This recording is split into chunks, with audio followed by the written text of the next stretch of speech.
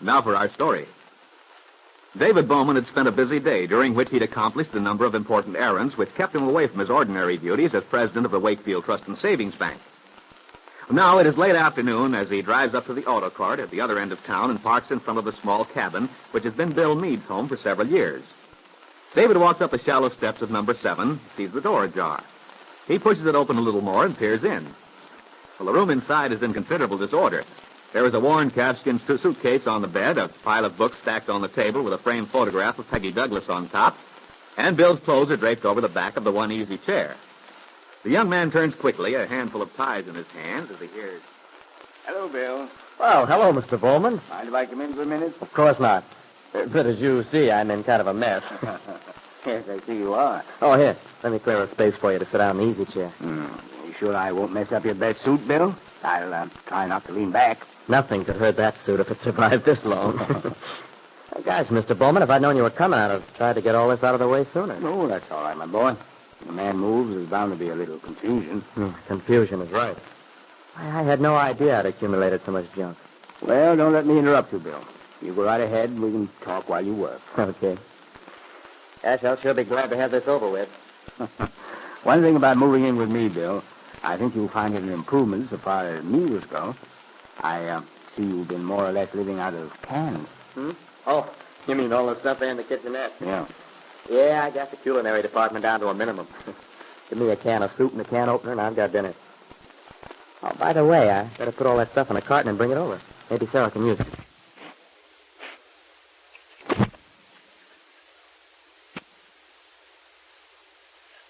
So far as meals go, I see you've been more or less living out of cans.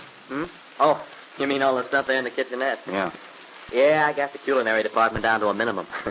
Give me a can of soup and a can opener, and I've got dinner. Oh, by the way, I better put all that stuff in a carton and bring it over. Maybe Sarah can use it, huh? I imagine she can. You know, Sarah's very pleased about you coming to live there with me. She loves to fuss over someone. And I think she's looking forward to fattening you up a little. Yeah, well, she can't make me mad if she does. I'd like to gain about 10 pounds. Don't worry, you will. As I remember, she's a wonderful cook. Mm-hmm. Oh, and by the way, Mr. Bowman, about the financial setup. Well, let's not worry about that. No, really, I want to get that settled before I move in. So far as I'm concerned, it'll be such a treat having some companionship. I really ought to pay you a little something for sharing the place with me. Oh, no, we'll have to work something out. Besides, you may discover I'm an awful bull.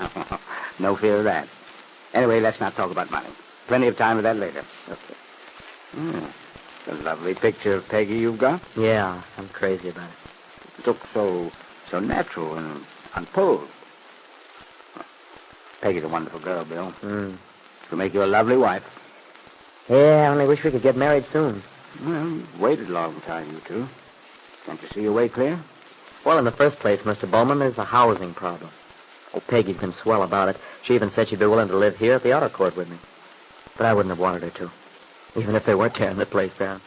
Well, have you looked around town? Yeah, I looked, Mr. Bowman.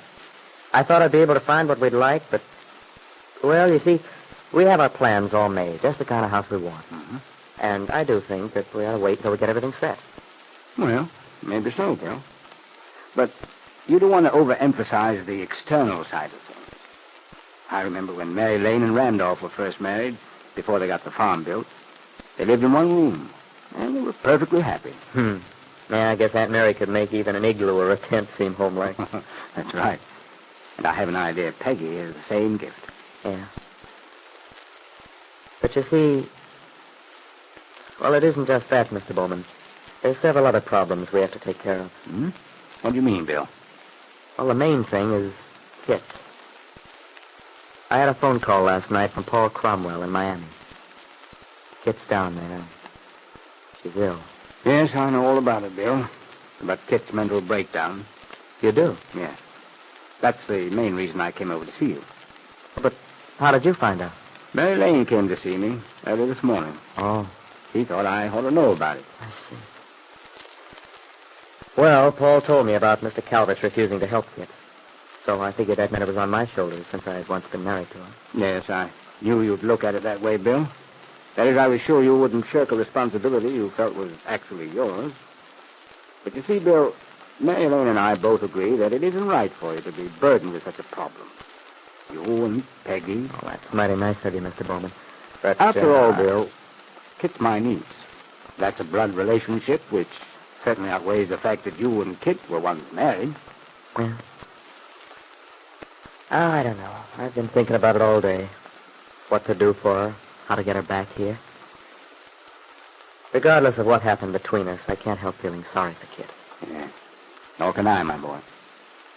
Even knowing Ben Calvert, it's hard to believe he could have refused to come through for his own daughter when she's in trouble. I talked to Ben today. Went to see him about it. You did? What did he say? He flatly refuses to do anything. But why?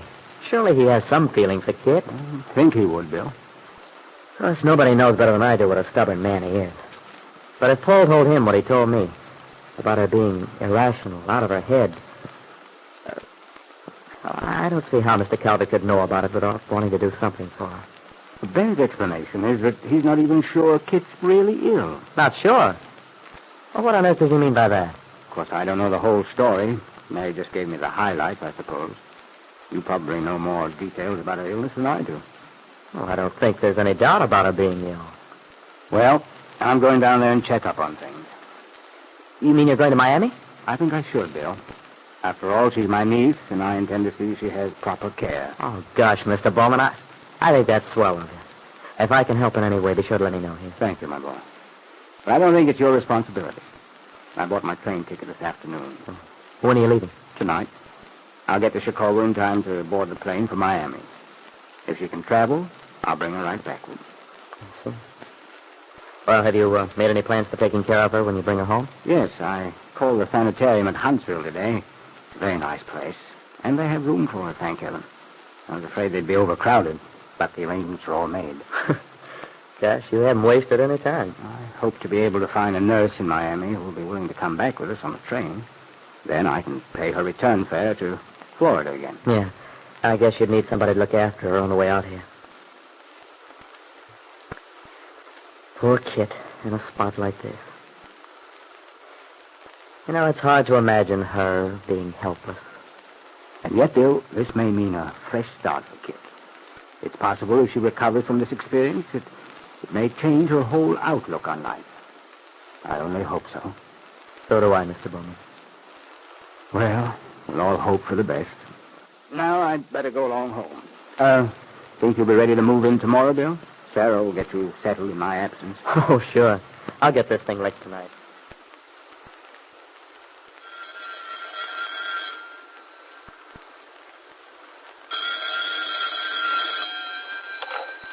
Hello? David?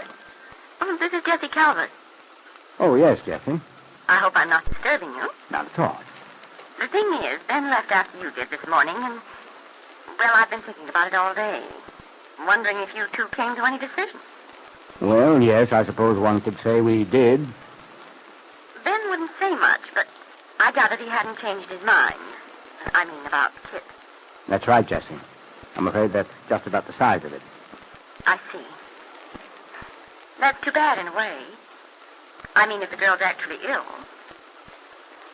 Have you any idea what's going to happen? I'm taking things into my own hands. You are? I bought my train ticket today. I'm leaving tonight for Miami. Oh, I see. Yes, Jessie, I intend to bring Kitt back here to Wakefield right away. Back to Wakefield. Jessie Calvert hung up the telephone, walked slowly into the other room. The thing she feared, had tried to avoid, was happening. Kitt was to return. And even if she were not living in Ben's big house on 11th Street, she would be somewhere nearby. A constant threat to everything Jessie desired to achieve. For then there was always the chance of a reconciliation between father and daughter. And above everything else, Jessie wanted to keep Ben and his daughter Kitt apart.